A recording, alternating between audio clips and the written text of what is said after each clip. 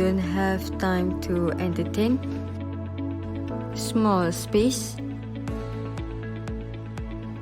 elegant design, always misplacing remote control,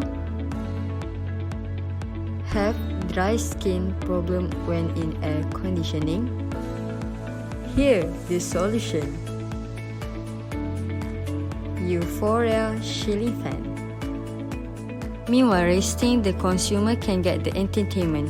This is because the system unit of the ceiling fan have been updated. The sound card and speaker system are installed in the ceiling fan. It makes the system internal speaker can produce audio output.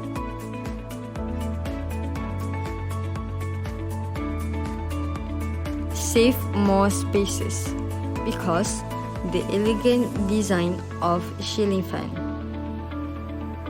Can control the ceiling fan by using smartphone, so there is no problem of losing the remote control. So, by using the smartphone, there will be pointing device which is touch screen that is sensitive to pressure and motion.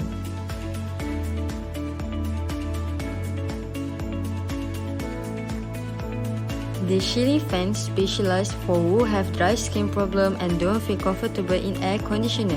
This is because the ceiling fan also eco-friendly and safe for the environment.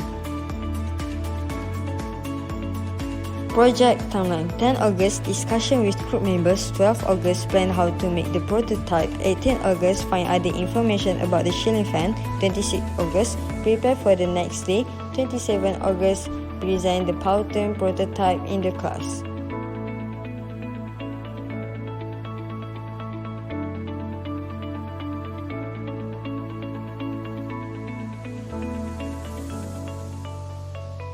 Commercial value: RM800 limited edition, have a malfunction recovery, easy to reach the service center and have 1 year of warranty.